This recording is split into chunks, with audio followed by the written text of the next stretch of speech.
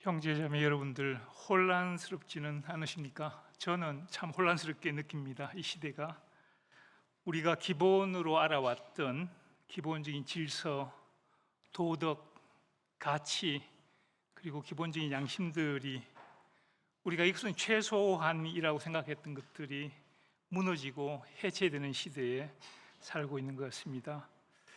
물질적으로는 이전에 없었던 가장 풍요로운 시대를 살고 있지만은 삶은 불안정하고 우리의 마음은 한없이 피폐되어 가고 있는 것을 보고 느낍니다.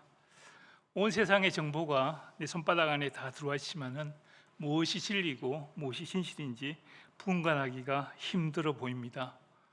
아는 것이 힘이 아니라 지식이 불안을 가중시키는 그런 시대에 저희가 살고 있습니다.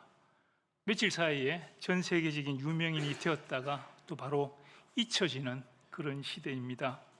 우리가 알려진 공신력 있는 은행을 통해서 투자했는데 원리금을 되돌려 받을 수 없는 그런 사태가 벌어지는 이 시대입니다. 양심에 화인 맞은 듯이 보이는 정치인들은 한두 명이 아닌 것 같습니다. 그들은 떳떳하게 거짓말하고 그 수치를 모르는 듯이 보입니다. 그렇지만은 로마서 14장 12절에 이렇게 말씀하고 있습니다. 이러므로 우리 각 사람이 자기 일을 하나님께 직구하리라. 우리 개개인이 그 나라의 하나님 앞에 서서 우리의 일들을 우리의 입술로 하나님 앞에 직구하게 될 것입니다. 이 소란하고 혼돈스러운 시대에 또 이스라엘 뉴스는 어떻게 그렇게 많은지요? 날마다 이스라엘 뉴스를 듣습니다. 본교회의 협력 선교사로, 이스라엘 사역자로 먼저 저는 이스라엘과 관련된 몇 가지 내용을 먼저 나누고자 합니다. 작년 가을 이후에 이스라엘에서 도대체 무슨 일이 벌어지고 있는가? 크게 두 사건이 발생했습니다. 그리고 이 두 사건으로 인해서 이스라엘 사회에서는 그 이전에 없었던 의미 있는 영적인 변화들이 일어나고 있습니다. 먼저는 작년 10월 7일 발생한 하마스의 테러 공격입니다. 가자는 이스라엘의 사사 삼손이 마지막에 붙들려서 맷돌을 갈다가 죽었던 그 다곤 신전이 있는 성경에 나오는 블레셋 5도시 가운데 한 도시입니다. 그곳에 있는 하마스 무장 대원 수천 명이 이스라엘 땅으로, 공중으로, 지상으로, 바다로 침공을 해서 쏟아져 들어왔습니다. 그 지역은 아브라함과 이삭이 농사를 지어서 30배, 60배, 100배를 결실했던 그 그랄 땅 지역에 있습니다. 그 지역에 있는 22개의 마을과 도시와 키부츠를 침입해서 하루에 1,300명을 죽였습니다. 그리고 250명의 이스라엘 사람들을 납치해서 가자 지역으로 끌고 갔습니다. 사실 이 가자 지역 안에 살던 이 팔레스타인 사람들이 이스라엘 영토 쪽을 공격했던 것은 거의 한 20년이 됩니다. 그 이전에도 지속적으로 박격포를 쏘고 미사일을 쏘고 그렇게 하면서 여러 차례 이스라엘 군이 가자 지역으로 진격해 들어가서 사태를 안정화했던 사건들은 여러 번 있었는데 이번에는 그 규모와 양상이 그 이전보다는 확실하게 달랐습니다. 사실 1973년에 제3차 중동 전쟁이 발생합니다. 우리가 아는 대속죄일 전쟁, 욤키푸르 전쟁이었는데 이 전쟁은 이스라엘로 하여금 국가의 운명이 백척간두로 몰리는 그런 상황을 만들었습니다. 모든 이스라엘이 떨었습니다. 그런데 50년 만에, 만 50년 만에 동일한 사건이 지난 10월 7일 날 발생하게 된 것입니다. 이에 이스라엘은 강력하게 보복하면서 하마스와의 전쟁이 10개월째 진행되어 오고 있습니다. 몇 가지 질문들이 생깁니다. 왜 하마스는 이스라엘을 그렇게 공격했고 그런 방식으로 공격했고 그들이 의도하는 그 목표는 구체적으로 무엇인가? 하마스의 목표는 그들의 정강에 분명하게 나와 있습니다. 그들은 강에서 바다까지, 요단강에서 지중해까지 그 중간 지역, 오늘 이스라엘이 국가가 있는 그 지역에 있는 모든 유대인들을 다 몰아내고 그 팔레스타인 지역 전체에 팔레스타인 이슬람 국가를 세우는 것이 이들의 목표입니다. 왜 몰아내려고 하는가?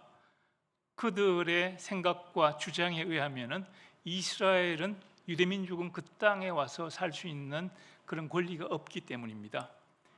아랍 사람들이 대대에 그 땅에 살아왔는데 갑자기 굴러온 돌이 이 박힌 돌을 쳐냈다고 그렇게 그들은 생각하면서 이스라엘의 독립을 그들은 재앙의 날로 지금도 부르고 있습니다. 그렇지만은 하나님의 말씀은 이것에 대해서 무엇이라고 기록하고 있을까요? 창세기 35장 12절입니다. 내가 아브라함과 이삭에게 준 땅을 내게 주고 내가 내 후손에게도 그 땅을 주리라 하시고, 그리고 시편 105편 9절에서 11절에는 이렇게 나옵니다. 이것은 아브라함과 맺은 언약이고 이삭에게 하신 맹세며 야곱에게 세우신 율례 곧 이스라엘에게 하신 영원한 언약이라. 이르시기를 내가 가나안 땅을 내게 주어 너희에게 할당된 소유가 되게 하리라 하셨도다. 이 한마스는 이 하나님의 말씀과 이스라엘 민족에게 약속하셨던 그 땅의 약속을 사실은 부인하고 거부하고 있는 것으로 우리는 이해할 수밖에 없겠습니다. 그렇다면은 이스라엘은 왜 그렇게 강력하게, 심지어는 좀 이렇게 잔인하게 보일 정도로 그렇게 하마스를 공격하는가 하는 질문도 우리가 하게 됩니다. 이 질문을 다루기 전에 우리가 먼저 알아야 될 것이 있습니다. 그것은 이스라엘은 유대 국가입니다. 1948년 5월 14일 날 독립선언서를 읽으면서 유대 국가 이스라엘이 세워지는데, 그 독립선언서에 우리는 대대로 이 땅에 살았고 이 땅에서 문화와 국가를 일으켰고, 그렇게 되면서 지금 시작하는 이 이스라엘은 옛날 우리 조상들의 땅에서 세웠던 그 이스라엘의 연속이라고 밝히고 있습니다. 이 이스라엘에는 헌법이 없습니다. 1948년 독립선언서에 헌법을 단기간에 만들라고 제안을 했지만은 헌법을 만들지 못했고, 지금까지 11개의 기본법으로 이 국가가 운영이 되고 국가가 규율이 되고 있습니다. 그런데 11개 기본법 가운데 가장 두드러지는 부분은 인권입니다. 유대인들의 관점에서 가장 중요한 것은 하나님이 창조하신 인간의 생명의 존엄과 그 삶의 자유스러운 인권이 가장 중시되는데, 그것을 정하고 있습니다. 그런데 11개의 기본법의 바탕은 구약 성경의 모세오경에 나오는 율법 사상이 이 신앙의 이 기본법의 바탕이 되고 있습니다. 모세오경에 보면은 이스라엘 사람들이 하나님의 백성으로 살면서 날마다 하지 말아야 될 365가지와 날마다 해야 될 248가지, 전부 613가지의 법들이 나옵니다. 그 중에 2개의 법이 이번에 이스라엘이 하마스와의 전쟁을 벌이면서 이 전쟁을 이끌어가는 가이드라인이 되고 있습니다. 그 첫 번째는 게울라트 담이라고 불리는 무제한 피 흘림에 대한 피해 보수법입니다. 옛날에 이스라엘 땅에는 6개의 도피성이 있었습니다. 지금 이스라엘 땅에 3개, 그리고 요단강 건너편에 3개가 있었는데, 이 도피성은 어떤 사람이 의도하지 않게 사람을 죽였을 때 자기 생명을 보존하려면 도피성으로 도망해야 됐습니다. 그리고 이렇게 무지하게 흘려진 피는 이 죽은 사람의 친척이나 가족이 이 피 흘린 사람을 붙들어 가지고 그 사람으로 하여금 피 흘리게 해서 그 땅을 깨끗하게 유지할 수 있게 했었습니다. 민수기 35장 18절 19절에 이렇게 나옵니다. 만일 사람을 죽일 만한 나무 연장을 손에 들고 사람을 쳐 죽이면 그는 살인한 자니 그 살인자는 반드시 죽일 것이니라. 피를 보복하는 자는 그 살인한 자를 자신이 죽일 것이니 그를 만나면 죽일 것이요. 그래서 이렇게 의도하지 않게 무지한 상황에서 피 흘림을 당해서 죽은 사람은 그 친척이 그 사람을, 그 당사자를 만나서 죽이라고 율법이 규정하고 있습니다. 하루아침에 무고한 이스라엘 시민 1300명이 학살당했습니다.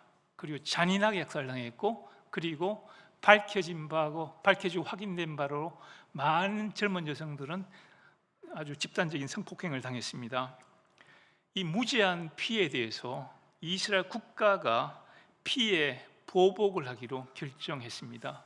이스라엘에 전시 내각이 있었습니다. 그리고 전시 내각에는 전시내각의 공식적인 멤버는 아니지만은 이스라엘에서 가장 큰 종교당 샤스당이라고 하는 그 당수가 이 전시내각에 동참했습니다. 참관자로서.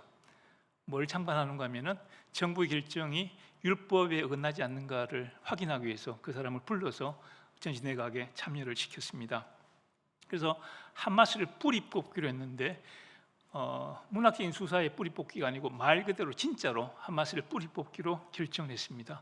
1,300명의 흘려진 피, 그리고 이후에 하마스를 통해서 흘려질 피까지 계산해 가지고 대략 한 3만 명으로 계산되는 하마스를 완전히 뿌리 뽑기로 결정을 했고, 그렇게 해서 10개월째 이 전쟁을 해오고 있습니다. 국제적으로는 엄청난 비난을 야기한 아주 어려운 작전이었습니다. 이스라엘 군대는 전 세계 군대 가운데 가장 도덕적인 군대로 저는 믿습니다. 그들도 그렇게 이야기하는 것이, 군인이어서 전시 상황 가운데 의도적으로 사람을 죽이는 것은 전시 상황이지만은 이스라엘 군이 민간인을 죽이게 되면 그것은 율법의 위반입니다. 살인하지 말라고 하는 십계명 위반이 됩니다. 하마스와의 전쟁이 이번에 힘들었던 것은, 하마스는 군복을 입고 있는 것이 아니고 민간 사복에다가 그리고 다른 아랍 사람들 속에 섞여 있어가지고 그들을 제거하는 데 힘이 들었습니다. 그래서 한 명의 하마스 대원이 제거당할 때 안타깝지만 2명의 가자 시민이 함께 죽는 그런 상황이 되었는데, 이름에도 불구하고 이스라엘은 이 하마스 요원들을 완전히 제거하는 데 힘쓸 수밖에 없었던 것이, 방치되면은 이번에는 1,300명이 학살당했지만은 다음에는 2,600명이고 그 다음에는 3,900명 이상이 학살당할 것이 분명하기 때문이었습니다. 국제사회 비난에도 불구하고 이스라엘이 이 전쟁을 그만둘 수 있는 두 번째 율법적인 원리는 피디온 슈부임이라고 불리는 포로 해방법입니다. 250명이 납치됐는데 아직까지 100명이 납치된 상태에 있습니다. 모세오경에 나오는 율법이 613가지라고 헤아렸던 중세 유대 랍비 람밤이라고 하는 분이 613가지 가운데 가장 큰 계명은 포로로 붙들린 유대인 형제를 풀어주는 것, 포로를 해방시켜 주는 것이라고 그렇게 규정했습니다. 유대인이 포로나 종으로 붙들릴 때 두 가지 상황이 있습니다. 한 가지는 일반적인 상황입니다. 그 사람이 잘못했거나 아니면 어떤 범죄적인 상황에서 이 유대인이 포로로 붙들게 되면은 이 사람의 주변 친척과 유대인 공동체가 이 사람을 포로 상황에서 해방시켜 줘야 되는데, 두 가지 규칙이 적용됩니다. 하나는 절대로 지나치게 많은 돈을 주고 풀지 말 것, 해방시켜 주지 말 것. 그 다음에 무력을 사용하지 말 것. 왜냐하면 유대인들이 많은 돈을 주게 되면은 그 다음에 붙들리는 그 유대인 노예는 더 많은 값을 내야 됩니다. 그리고 무력으로 이렇게 한번 탈출시키게 되면은 그 다음부터 유대인 이 포로들은 더 엄격하게 이제 그 보초를 통해서 이제 지켜지기 때문에 더 힘들어집니다. 실제로 유대인 포로들은 종들은 언제나 비쌌는데, 그렇지만은 전쟁 상황에서 유대인 포로가 발생하는 경우에는 이 두 가지 룰이 적용되지 않습니다. 그때는 얼마나 많은 값이 지불되든 그리고 어떤 방식을 동원하든 그 사람을 풀어줘야 됩니다. 이스라엘 정부는, 이스라엘 국가는 마지막 한 명까지 납치된 포로를 해방시켜줘야 되는 그런 율법적인 의무를 지게 됩니다. 실제로 이런 일은 있었습니다. 2006년에 가자 지역에서 군복무하던 길라드 샬리트라고 하는 사병이 납치되었습니다. 5년 동안 가자 내에 감금되어 있었고, 이스라엘 정부는, 이스라엘 군은 이 사람을 해방시키기 위해서 5년 동안 노력하다가 맨 마지막에 팔레스타인 포로 1,027명을 풀어주고 그 대가로 이 한 사람을 이스라엘 땅으로 데리고 왔습니다. 그리고 그 1,027명 가운데 이번에 하마스가 이스라엘을 테러 공격하는 모든 것을 준비하고 지도했던 시나라라고 하는 그 지도자가 1,027명 중에 한 명이었습니다. 그래서 한편으로는 피해 보수, 한편으로는 포로 해방이라고 하는 이 두 원리가 이번 전쟁을 이끄는 율법적인 가이드라인이 되는데 사실 이 두 원리가 서로 충돌합니다. 왜냐하면 피해 보수를 강력하게 행하게 되면 납치된 유대인들이 죽어납니다. 그리고 납치된 유대인들을 집으로 데려오려면 강력한 피해 보수를 행할 수가 없게 됩니다. 그래가지고 실제로는 지난 10개월 동안에 한편으로는 이스라엘군의 군사작전이 진행이 됐지만은 한편으로 텔아비브에 10만 명의 이스라엘 시민들이 모여가지고 전쟁 그만하고 빨리 납치된 사람들을 되돌려오라고 그렇게 데모하면서 이스라엘의 국론이 분열되는 그런 양상까지 빚었지만은, 그렇지만 여기에도 적용되는 율법적인 원리가 있습니다. 일반적인 평시에는 납치된 포로들을 풀어주는 것이 우선입니다. 그렇지만은 민족의 공동체의 생존이 위협받는 전시 상황에서는 피해 보수가 우선입니다.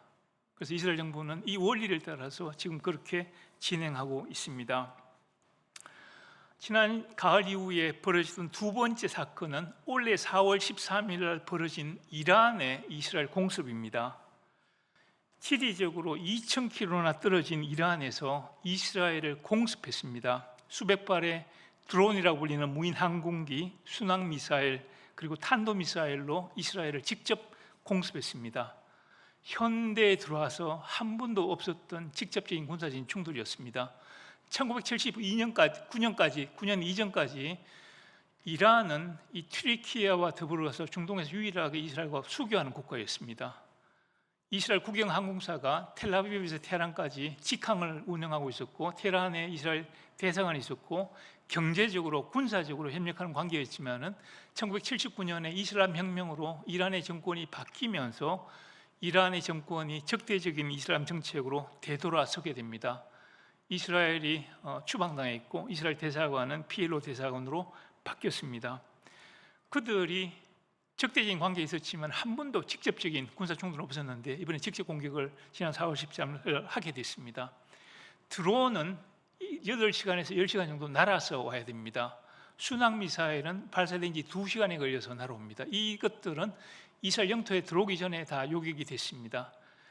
130발의 탄도미사일은 12분 만에 이스라엘 영토까지 날아옵니다. 이 130발 가운데 7발이 이스라엘 영토 안에 타격이 됐습니다. 이 탄도미사일 하나 떨어지면 반경 수백 메다의 인명들이 살상을 당하게 됩니다. 이란의 지도자들은 여러 차례 지구상에서 이스라엘을 지워버리겠다고 그렇게 위협했습니다. 이스라엘을 지운다는 의미가 무엇인가 하면은 그 의미는 우리가 에스더서에서 잘 볼 수 있습니다. 모르드게라고 하는 한 사람에게 오늘 아침에 출근하다가 열받은 이 하만이, 총리이신 하만이 모르드게가 유대인인 걸 알고 유대인들을 다 죽이기로 결심합니다.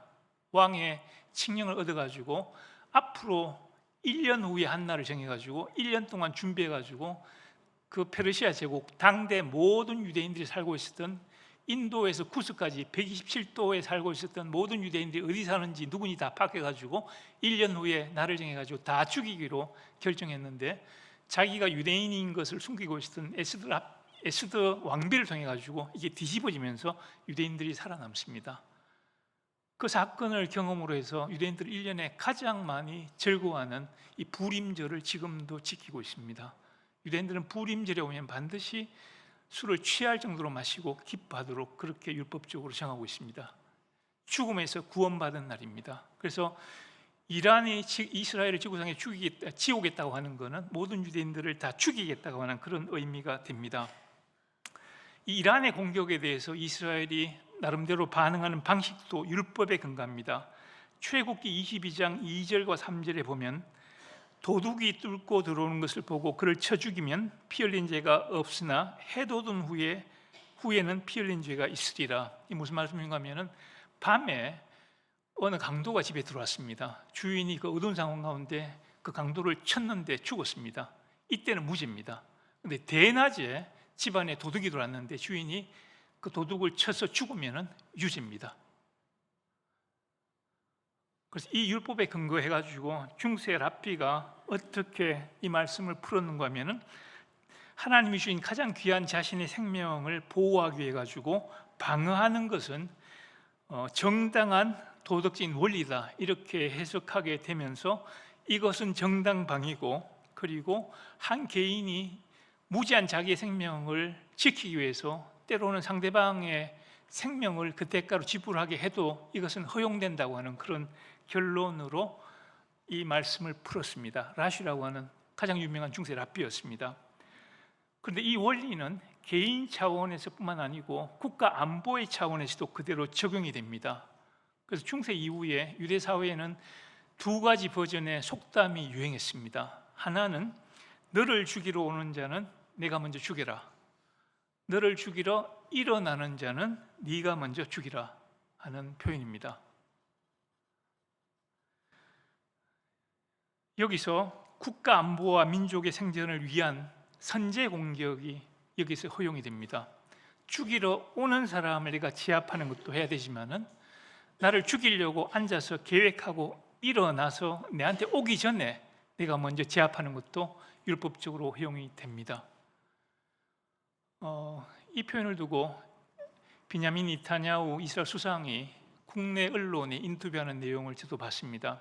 우리는 우리에게 가해하려고 하는 자나 우리를 가해하려고 계획하는 자에게 우리가 먼저 가해를 가할 것이라고 하는 이 원리를 따라서 움직인다고 그렇게 표현했습니다. 왜 하마스는 모든 이스라엘을 다 죽이려고 할까요? 하마스가 강에서 지중해까지 있는 그 유대인들을 다 몰아내고 그 땅에 이슬람 국가를 세우겠다고 했을 때 그들이 말하는 이스라엘을 몰아낸다고 하는 것은 이스라엘 국가를 해체한다는 의미가 아닙니다. 하마스가 말하는 이스라엘을 몰아낸다고 하는 것은 이번에 이들이 했던 공격 그대로입니다. 다시 말해가지고 모든 유대인들을 다 죽이고 그 땅에다가 이슬람 팔레스타인 국가를 세우겠다고 하는 게 이들의 계획입니다.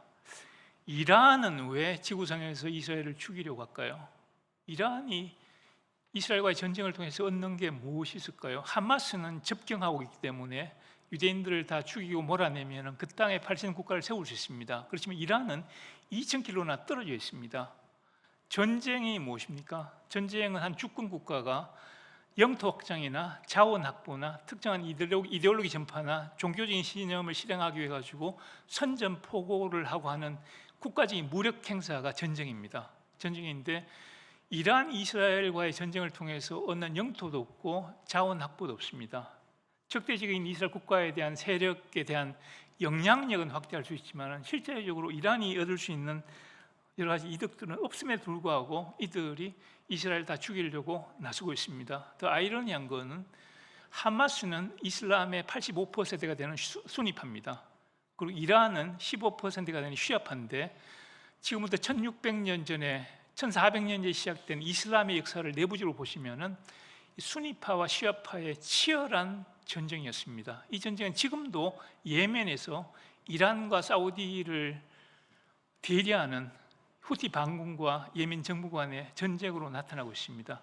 굉장히 적대적인 두 세력이 이스라엘을 적대하면서 이 두 세력이 하나가 돼서 이렇게 움직이고 있습니다. 이것은 우리가 영적으로 이해를 해야 합니다. 하나님께서 이스라엘을 세 가지 목적을 위해서 선택하셨습니다. 그것은 유대민족이 하나님 여호와 하나님을 드러내는 정인으로서 유대민족이 있도록 하셨고, 그리고 이 민족을 통해서 메시아가 오도록 이스라엘을 선택하셨고, 그리고 이 민족을 통해서 하나님의 말씀이 맡아지고 전수되도록 하기 위해서 선택하셨습니다. 지금 이스라엘 땅에 이스라엘 국가와 유대민족이 더 이상 존재하지 않게 되면 하나님이 의도하셨던 세 가지 가운데 이스라엘 민족이 여호와 하나님의 증인이 되는 거, 이거는 해결이 될 수 있습니다.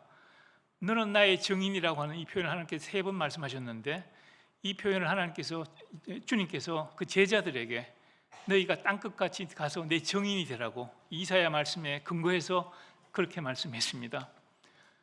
메시아가 이들을 통해서 오셨습니다. 이 두 가지는 커버가 되는데 문제는 세 번째입니다.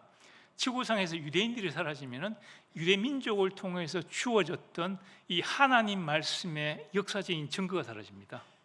안 그래도 자유주의적인 신학에서는 이것이 말씀이 아니고 이야기고 전설이라고 주장하는데, 그들이 거부할 수 없는 것은 구약 성경에 나오는 유대인들이 곳곳에 살아있고 그들의 국가가 존재하고 있어서 부인할 수 없습니다. 지구상에서 더 이상 이스라엘 사람들과 유대인들이 존재하지 않으면 이 말씀의 역사적인 증거가 되는 그 정인들이 사라집니다. 그렇게 되면 구약 성서가 역사성이 없어지면 신약 성서의 말씀도 역사적인 증이 사라지게 됩니다. 그래서 이것은 허용될 수가 없는 부분입니다. 자, 이 모든 것을 제대로 보게 하는 핵심적인 질문이 있습니다. 그 질문은 성경에 나오는 이스라엘과 우리가 라디오와 TV를 통해서 듣는 이스라엘이 같은 이스라엘인가 하는 그 질문입니다. 예레미야 31장 34절에서 36절에 이렇게 나와 있습니다. 여호와께서 이와 같이 말씀하셨느니라. 그는 해를 낮의 빛으로 주셨고 달과 별들을 밤의 빛으로 정하셨고 바다를 뒤흔들어 그 파도로 소리치게 하신 하나니 그의 이름은 만군의 여호와니라. 이 법도가 내 앞에서 패할진대 이스라엘 자손도 내 앞에서 끊어져 영원히 나라가 되지 못하리라. 여호와의 말씀이니라. 여기 나오는 나라라고 하는 히브리어 단어는 고이라는 표현입니다. 이 표현은 성경적으로 같은 언어, 같은 문화, 같은 민족적 정체성을 가지고 사는 한 민족을 의미합니다. 이 말씀에 따르자면은 이스라엘은 하마스나 이란이나 다른 어떤 국가의 시도에도 불구하고 지구상에서 없어질 수 없습니다.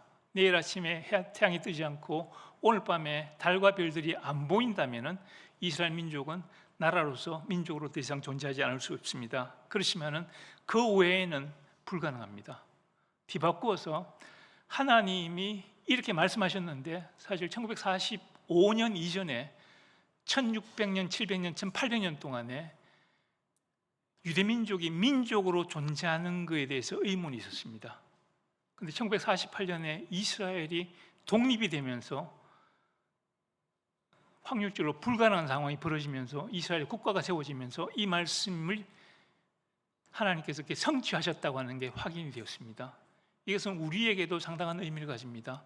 구약에 하나님께서 많은 약속들을 하셨습니다. 그 땅에 대한 약속들, 민족에 대한 약속들, 복에 대한 약속들을 하셨는데 만약에 하나님께서 그 약속을 안 지키신다면은 우리에게 주어진 구원의 약속도 하나님께서 지키신다는 보장이 없습니다. 하나님은 이스라엘 민족이 하셨던 모든 약속들을 반드시 지키셔야 됩니다. 그래야지 우리에게 주신 약속도 우리가 믿을 수 있게 됩니다. 오늘의 이스라엘이 성경에 나오는 그 이스라엘의 연속이라면 우리가 성경에서 이스라엘이라는 단어를 대하면서 언론에서 이스라엘을 들으면서 기억해야 될 하나님의 말씀이 있습니다. 여러 가지가 있지만 저는 그 중에서 로마서 15장 27절의 한 말씀을 나누고 싶습니다. 저희가 기뻐서 하였거니와 또한 저희는 그들에게 빚진 자니 만일 이방인들이 그들의 영적인 것을 나누어 가졌으면 육적인 것으로 그들을 섬기는 것이 마땅하니라. 여러분, 약자의 편에 서주는 게 고난의 역사를 경험해온 우리 한국 사람들에게는 인지상정입니다. 그렇지만은 약자라고 늘 그들이 옳은 것이 아니고 약자 편에 서는 것이 늘 정의도 아닙니다. 주님은 공의의 판단으로 판단하라고 말씀하셨습니다. 우리는 말씀에 순종해야 되고 말씀의 원리를 따라서 향해야 됩니다. 온 세상이 이스라엘을 비난하고 정죄하고 미워합니다. 그 온 세상의 흐름이 맞는 것인가 우리는 생각해 봐야 되고 말씀을 따라서 우리는 이스라엘 편에 서줘야 됩니다. 하나님의 말씀의 원리는 갈라디아서 6장의 말씀에 먼저 믿음의 가정들에게 선을 행하라고 말씀하셨습니다. 우리가 고난받는 팔레스타인 아랍 사람들 그리고 힘들어하는 유대인들 함께 다 서줘야 되는데 선택해야 된다면 유대인들에게 먼저 서주는 것이 그게 말씀에 따른 원리가 되겠습니다. 이런 상황 가운데 이스라엘에서는 큰 변화가, 영적인 변화가 일어나고 있습니다. 저와 아내는 이스라엘에 예수 믿는 유대인들이 세운 그 이스라엘 성서대학이라고 하는 그 대학에 소속이 되어 있으면서 그들이 자기 동족 유대인들에게 전도하기 위해서 사역했던 이 사역이 커지면서 단체, 우산단체를 만들었는데 One for Israel이라고 하는 단체입니다. 이 단체가 커지면서 신학교 이름도 One for Israel 바이블 칼리지로 이름을 바꿨습니다. 바꿨고 저 아내는 한국에서 이 단체를 대표하고 있는데 이 단체에서 운영하는 유튜브 채널이 있는데 아이갓이라고 하는 채널입니다. 이 채널이 이번 주에 구독자가 40만 명이 됐습니다. 지난 몇 주 동안에 한 주에 10,000명씩 늘었습니다. 구독자가 40만 명이라면 구독하지 않고 보는 사람들은 더 많습니다. 히브리어 채널이기 때문에 히브리어를 이해하는 사람들만 보는 채널입니다. 복음을 전하는 채널인데 이야기는 이스라엘 땅의 유대인 인구 가운데 5%가 넘는 사람들이 이 채널의 구독자로 보고 있습니다. 이 전쟁 상황에서 특별히 오늘이 이스라엘이 건국되고 난 다음에 가장 조심스럽고 불안하고 긴장이 있는 날이 오늘입니다. 오늘 내일 해가지고 이란이 공격한다고 했기 때문에 이스라엘이 바짝 긴장하고 있습니다. 이스라엘 장관들이 다 위성 전화기를 분배를 받았습니다. 이런 적이 없었습니다. 이런 상황이 있습니다. 그런데 이런 상황 가운데서 이스라엘이 인간적으로 이스라엘이 궁지에 몰린 상황을 보면서 많은 이들이 하나님을 찾기 시작하고 그 가운데 이 복음의 소식에 대해서 그들이 접근하고 있는 것을 우리가 목도하고 있습니다. 사도 바울이 그렇게 원했던 온 이스라엘이 구원받는 그 상황이 가까워지는 것을 저희가 목도하고 있는 것입니다. 이 혼란스러운 때를 우리는 어떻게 살아야 될 것입니까? 우리가 무엇을 보고 있는가가 우리가 누구인지를 보여줍니다. 여러분들은 무엇을 보고 계십니까? 혹시 하루 종일 손바닥에 스마트폰만 보고 계시진 않습니까? 오늘 우리가 천천히 담임 목사님과 읽었던 이 긴 본문은 우리가 주의 날이 임하기를 간절히 바라보고 사모함으로 바라보아야 한다고 그렇게 가르쳐주고 있습니다. 의에 거하는 바 새하늘과 새 땅을 바라보아야 된다고 그렇게 말씀하십니다. 그러나 주의 날이 도적같이 오리니 그날에는 하늘이 큰 소리로 떠나가고 체질이 뜨거운 물에 풀어지고 땅과 그 중에 있는 모든 일이 드러나리로다. 이 모든 것이 이렇게 풀어지리니 너희가 어떠한 사람이 되어야 마땅하뇨? 거룩한 행실과 경건함으로 하나님의 날이 임하기를 간절히 바라보고 사모하라. 그날은 하늘이 큰 소리로 떠나가고 체질이 뜨거운 불에 녹아지려니와 우리는 그의 약속대로 의에 거하는 바 새하늘과 새 땅을 바라보도다. 주의 날이 임하기를 간절히 바라보시고 그리고 의가 다스리는 그 하나님의 새하늘과 새 땅을 향해서 그것을 바라보면서 우리의 일상을 믿음으로 경주하시는 모든 주의 형제자매 되기를 주 예수님의 이름으로 축복합니다. 기도하겠습니다. 하나님 아버지, 말씀을 잠시 묵상하는 가운데 하나님께서 이 날들에 이스라엘 가운데 행하시는 일들을 보았습니다. 저희들에게 성령께서 올바른 이해와 계시의 마음을 주사 하나님께서 하시는 일들을 볼 수 있는 눈들을 주시고 말씀에 나타나 있는 원리들을 이해하며 그 원리를 따라서 믿음으로 사는 저희 모두가 되게 하여 주옵소서. 담임 목사님과 교회에서 진행되는 모든 프로그램 가운데 성령께서 충만히 임재해 주시고 계속적으로 인도하여 주옵소서. 존귀와 영광을 드리며 살아계시는 주 예수님의 이름으로 감사함으로 기도하옵나이다. 아멘.